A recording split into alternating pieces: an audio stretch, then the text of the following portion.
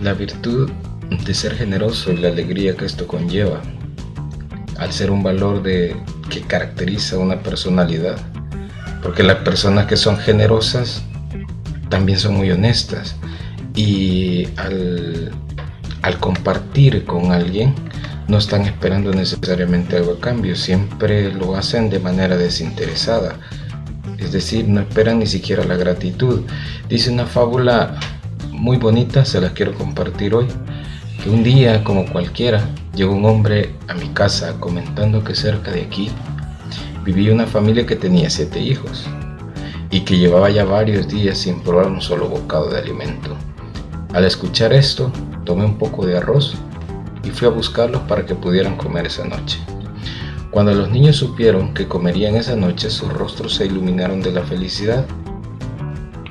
El asombro fue ver cómo su madre pudo dividir en partes iguales ese pequeño puñado de arroz que les había regalado. Tomó uno de los platos y salió de la casa. Cuando regresó, le pregunté, ¿dónde estaba? ¿Qué hacía? Ella respondió, los vecinos también pasan hambre. La madre había ido a la casa de los vecinos y había compartido con ellos un poco de arroz. En ese momento me di cuenta lo importante que es ser generoso, y no por obligación o porque te sobre, sino porque quieres hacerlo. Sin importar el olor, la necesidad y el hambre, ella dio algo del poco de arroz del que tenía para ayudar a alguien más. La moraleja de esta historia es que hay que ayudar y compartir con los demás, así sea poco lo que uno tenga o no tenga nada, porque en este caso y en esta historia la mamá de estos 7 niños no tenía nada que darles. Le comparten, le dan, le regalan un poco de comida, y no solo le dio a sus hijos, sino que también le dio a sus vecinos que sabía que estaban en las condiciones igual o peor que las de ella. Así que es un bonito mensaje para poner en práctica esta virtud, como digo, de ser generoso, de compartir con los demás, pero lo más importante es que no hay que esperar nada a cambio. Bueno, y como mencionamos en la clase anterior, ahora vamos a ver algunos ejemplos de configuración electrónica ya enfocados a varios elementos. Vamos a tratar de utilizar las 4 diferentes formas que hemos aprendido de configuración para ponerlas en práctica. Entonces voy a tratar de hacer uno de cada uno y al final nos vamos a concentrar en algo que se llama anomalías periódicas. Pues bien, vamos a comenzar con el cesio y con este elemento vamos a tratar de configurarlo de manera estándar. Entonces, lo primero que hay que hacer es ubicar el elemento en la tabla, que siempre recordarles que hay que tener la tabla a la mano para que esto sea más fácil. Esto solo nos va a servir de guía, esta pequeña tabla, pero la que importa verdaderamente es la que usted tiene ahí a la mano. Entonces ubicamos al cesio, nivel 6, orbital S. Entonces tenemos también el número atómico. Bajo esas condiciones son las que vamos a trabajar. Aquí podemos ver la tabla un poco más amplia. Tenemos al cesio entonces, nivel 6, orbital S, justamente aquí. Eso quiere decir entonces que vamos a empezar desde el nivel 1, que nos vamos a enfocar en este nivel 1, y vamos a empezar a llenar todo lo que esté antes de llegar al cesio. Todo lo que está antes lo vamos a ir llenando completamente. Recuerden, el valor máximo para el orbital S es 2, para el orbital P es 6 y para el orbital D es 10. Entonces vamos a irlo llenando todo completamente hasta que lleguemos al orbital de destino, que es el que está en el nivel 6 y el orbital S. Hasta ahí nos vamos a detener y ese no lo vamos a llenar, sino que vamos a tratar de analizar qué número le corresponde. Entonces empezamos. Recuerden, helio tiene que ir acá, es un orbital S, por tanto nivel 1, orbital S, lo llenamos, S2. Vamos al siguiente nivel. En el siguiente nivel tenemos orbital S y orbital P. Y entonces en el orbital S, 2 electrones, sería nivel 2, orbital S, 2 electrones. Siempre en el nivel 2 vamos a llenar el orbital P, capacidad máxima, que sería 6. Nivel 2, orbital P, 6 electrones. Vamos al nivel 3 y en el nivel 3 nos damos cuenta que es exactamente el nivel 2 que acabamos de completar, o sea, lleva un orbital S y un orbital P, y como lo vamos a llenar solo vamos a cambiar el coeficiente, o sea, en lugar de decir 2s2 vamos a decir 3s2. Ahí está, 3s2. En D no hay nada, saltamos a P, seguimos en el nivel 3, sería 3p y llenamos 3p6. Seguimos al otro nivel, sería el nivel 4. Aquí sí ya tenemos S, luego D y luego P en ese orden. Entonces nivel 4S, 4S2. Ahí está, lo llenamos. Aquí recordamos la regla de serrucho, que a pesar de que el orbital de aquí de este nivel se encuentra en 4, pero este orbital D le vamos a poner 3. Hay que recordar eso. Entonces sería el 3D y como lo vamos a llenar, 10. Sería 3 de 10 porque es el nivel 4. Recuerden eso, el ajuste. Luego vamos al orbital P, que sería del nivel 4. Entonces sería 4P6 porque estamos llenando todo. Luego vamos nivel 5. Y el nivel 5 será exactamente igual al nivel 4. Vean, 5S2. Ahí está, 5S2. Ahora va el D, que lo vamos a llenar hasta 10. Pero teniendo cuidado, como estamos en el nivel 5, el D va a ser 4. Sería 4 de 10. Lo llenamos completo. Ahora falta que llenar todo el orbital P, que sería 5P6. Aquí sí volvemos a la normalidad, porque tanto S como P pertenecen a ese nivel. Solo D es que vamos a hacer el descuento. Estamos entonces en 5P6, o sea, hemos llenado el nivel previo al nivel donde está el cesio. Vamos a concentrarnos en este nivel y el único orbital que vamos a usar es el orbital S, que es el primero que aparece y es el que hemos tomado como destino. Entonces vamos a decir, este orbital está en el nivel 6, es el orbital S y le vamos a colocar 1 porque es la primera posición que aparece en S. Y es así como terminamos. Ahora podemos comprobar, dijimos la otra vez, sumando todos los electrones para ver si en realidad están los 55 que dijimos. O sea, si 2 y 2, 4 y 6, 10, 12, 18, 20, 36, 38, 48 y 6, 54, más 1, 55. Entonces ahí están los electrones que debían ser. Configuración estándar.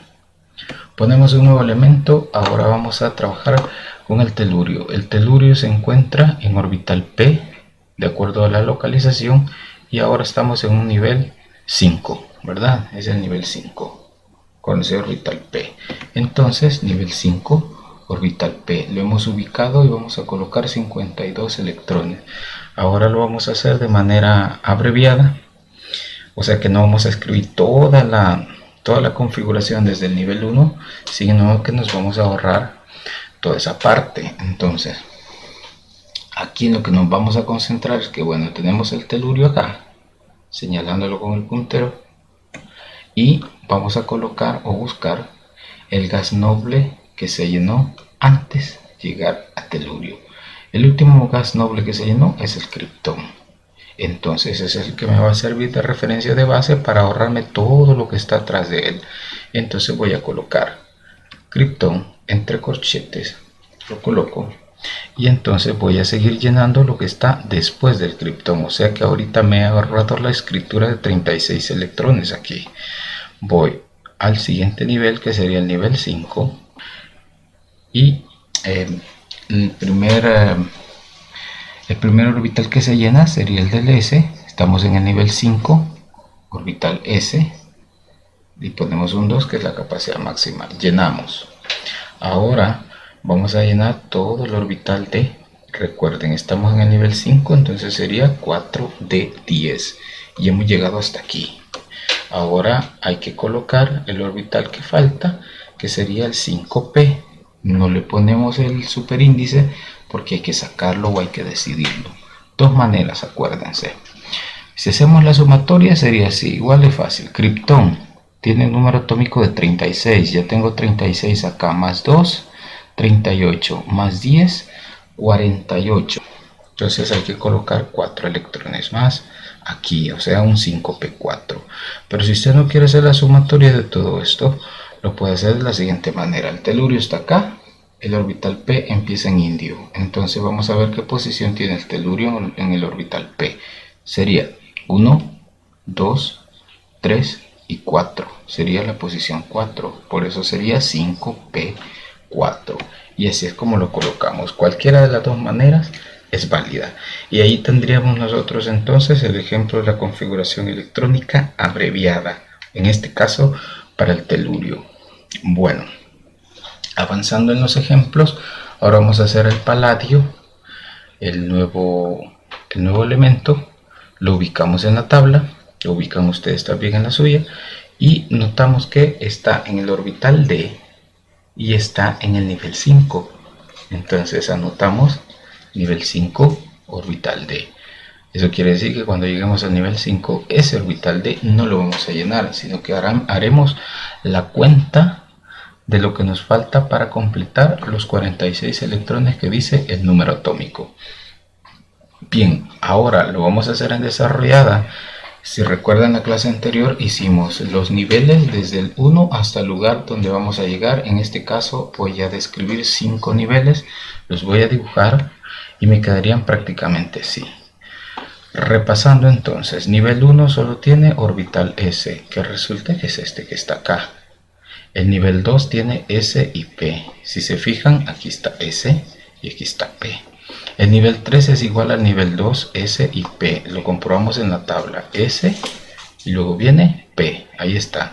Ahora el nivel 4 tiene S, D y P. Nivel 4, S, luego D y luego P. Ahí está. Y el nivel 4 y el nivel 5 son justamente iguales. O sea, miren, S, D y P. ¿Por qué yo en mi nivel 5 solo he puesto S y D? Porque técnicamente el P no lo voy a usar. Si lo dejo allí, no es que esté mala la configuración, la pueden dejar, pero es innecesario. Entonces, para no trabajar de más en el dibujo del orbital P, pues no se escribe porque no lo vamos a usar. Lo dejamos hasta D, aunque el periodo quede inconcluso, pero es básicamente lo que vamos a usar.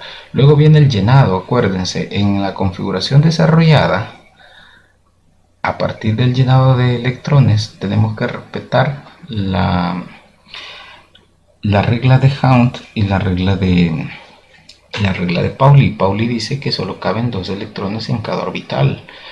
Y resulta que como hay algunos orbitales que están agrupados, entonces en las agrupaciones, eso quiere decir que desde el P, en D y en F, que no lo vamos a usar en esta ocasión, tenemos que colocar todos los electrones positivos, uno para cada orbital, y luego vamos a regresar para colocar los electrones negativos. Entonces ese cuidado hay que hacerlo. Entonces con ese cuidado hay que llenar. Entonces, teniendo ese cuidado, vamos a empezar. Empezamos desde el nivel 1.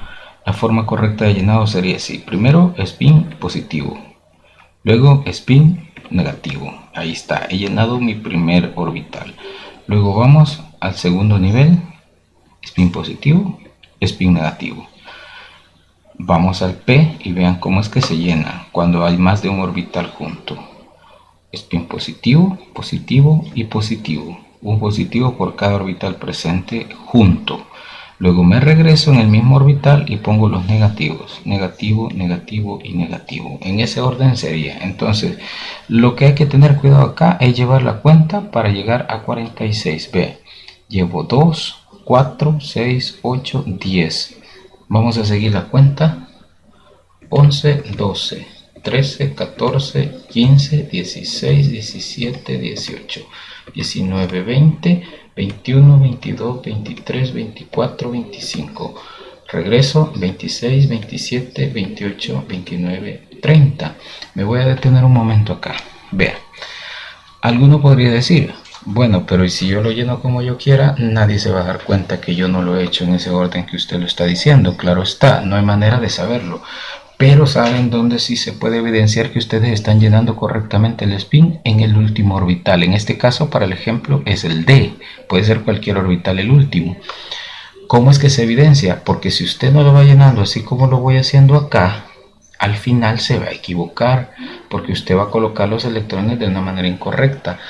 No importa cómo llenen los que están completos. pero el último orbital es trascendental y tiene que cumplir con la regla. Pero aquí sí tratamos de hacerlo de manera correcta desde el principio, aunque se sabe que lo voy llenando todos. Entonces, volviendo a la cuenta, llevábamos 30 acá, 31, 32, 33, 34, 35, 36, 37, 38, 39, 40, 41, 42, 43. Como tenemos 43, para llegar a 46 solo nos faltan 3 electrones. Como ya llenamos todos los positivos, los 3 electrones que faltan van a caer en spin negativo. Mire, 1, 2 y 3. Hemos llegado al número 46.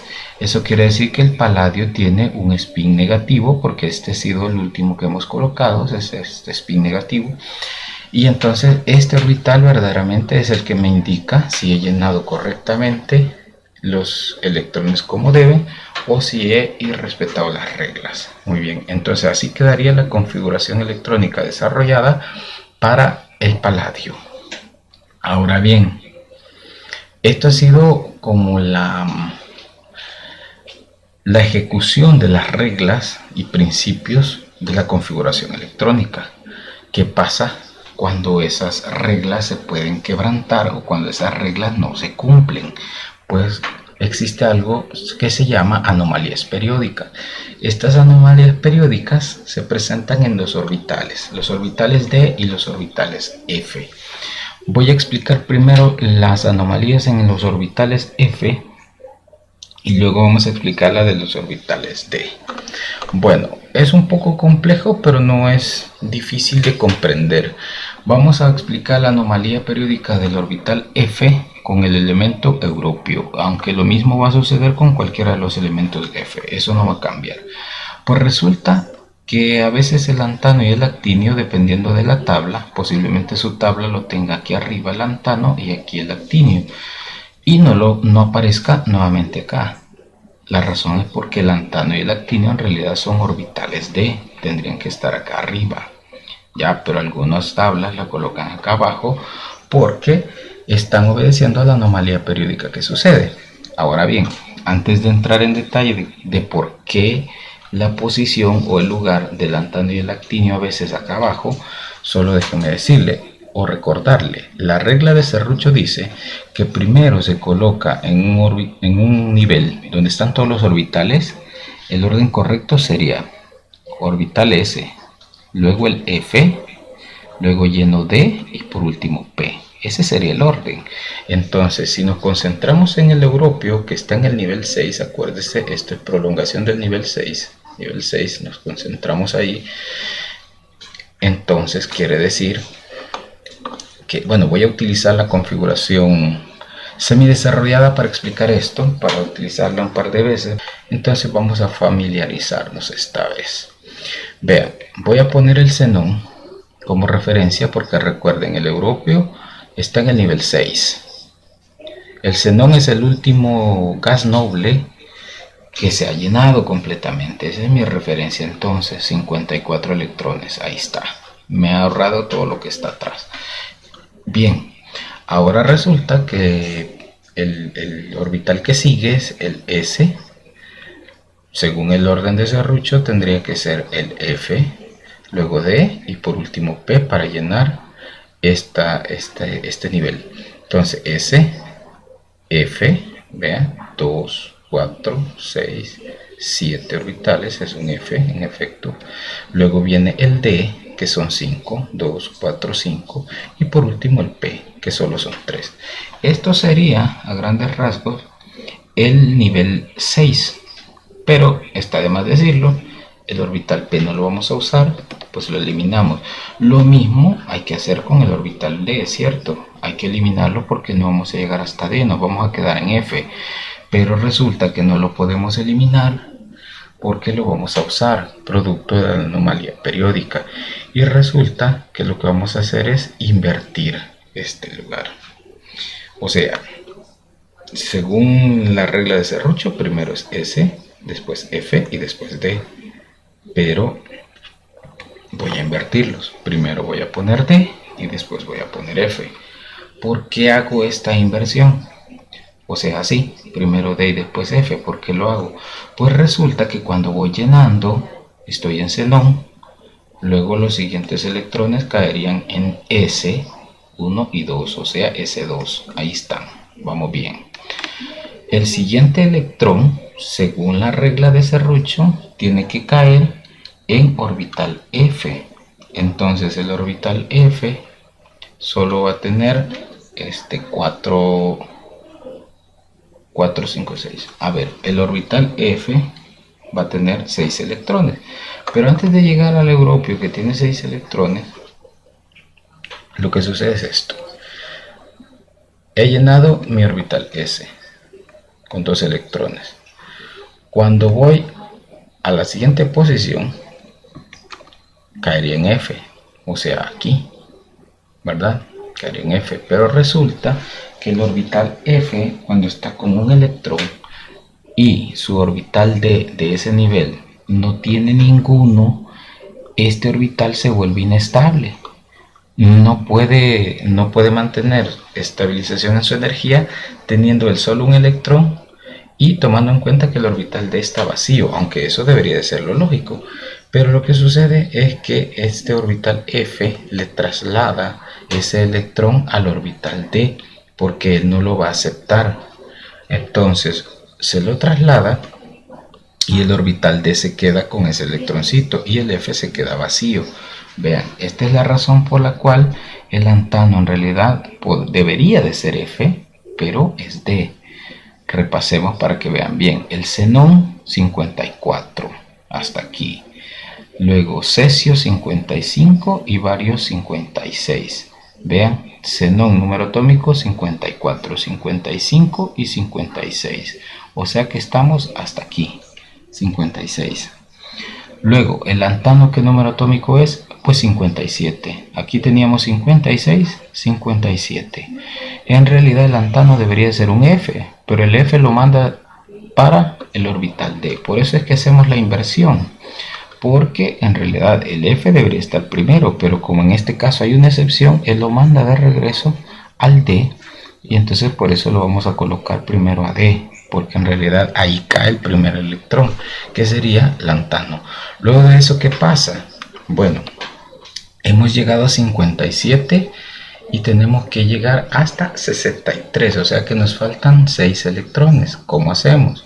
Vean, 1, 2, 3, 4, 5 y 6. Ahí están los 6 electrones que faltaban. Me dirán, ¿y por qué ahora entonces acepta el F1 y antes no lo hizo? Ahora lo acepta porque el orbital D está estabilizando, porque ya tiene un electrón en este orbital, y eso permite o hace que el F sí pueda aceptar el siguiente electrón. Entonces, para los orbitales F siempre recuerden, hay que colocar este electroncito en D, que pertenece al lantano, porque es el nivel 6. Si fuera el nivel 7 sería el actinio, pero se haría lo mismo siempre. Hay que colocar ese electrón y luego empezar a llenar el orbital F normalmente. Por eso aquí, si se fijan, hay 15 puestos, aunque el orbital F solo tiene 14, pero uno de los 15 pertenece al orbital D, por eso lo colocamos así.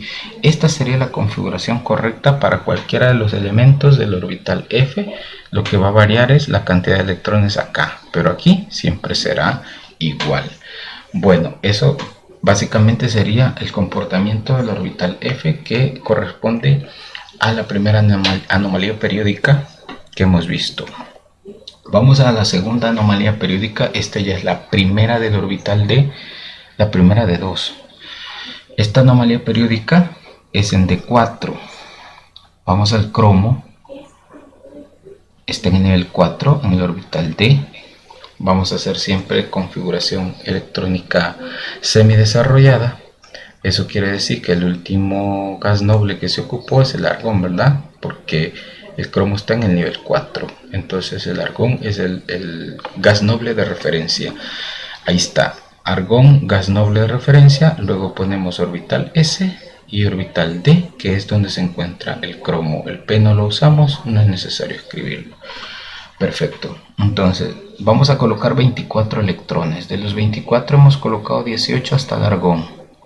con los dos del potasio y el calcio serían 20. Hasta aquí, 20. Vamos a llegar a 24, me faltan 4.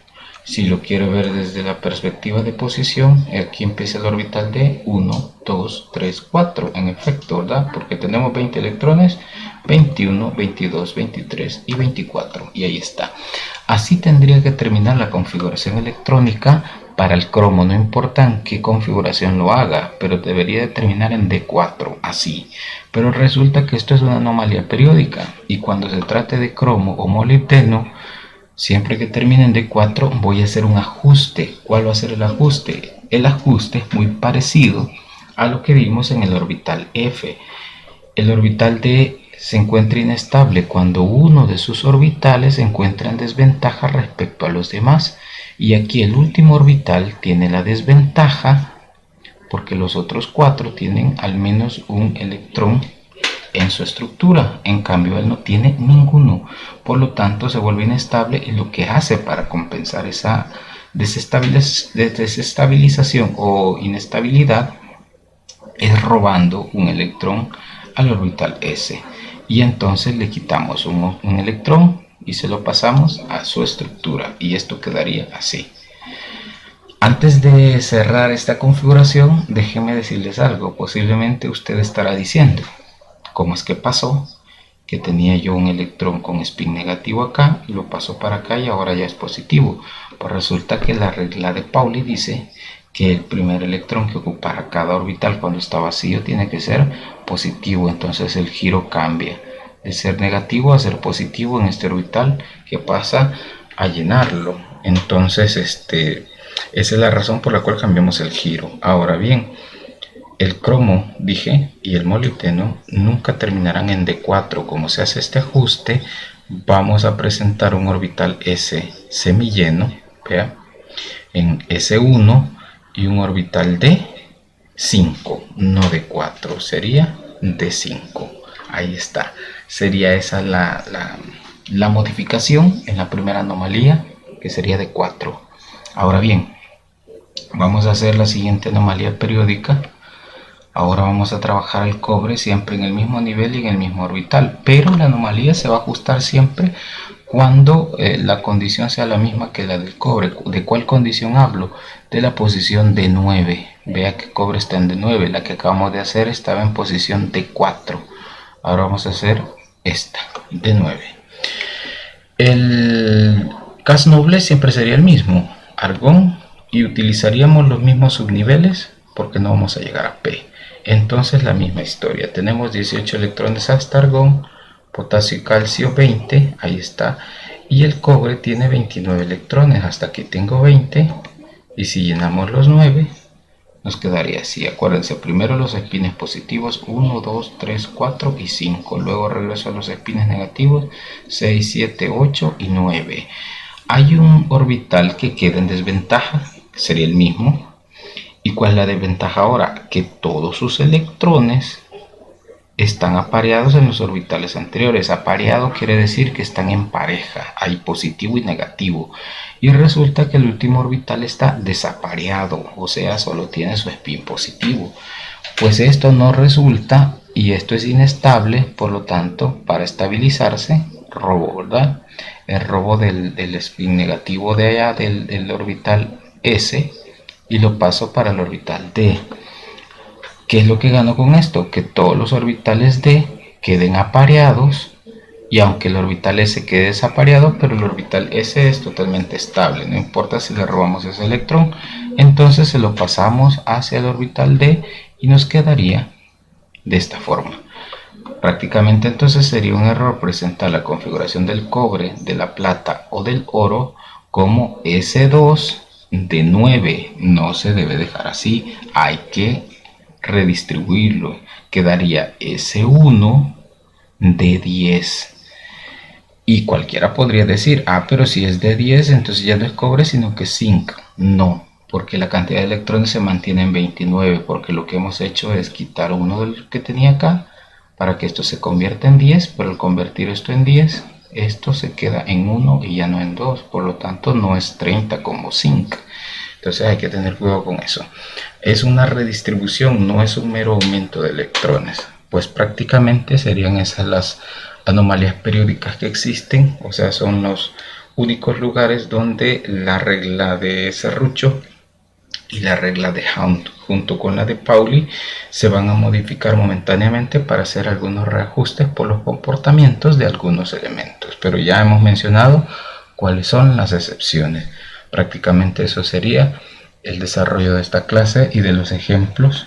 Vamos a pasar a la parte de las preguntas.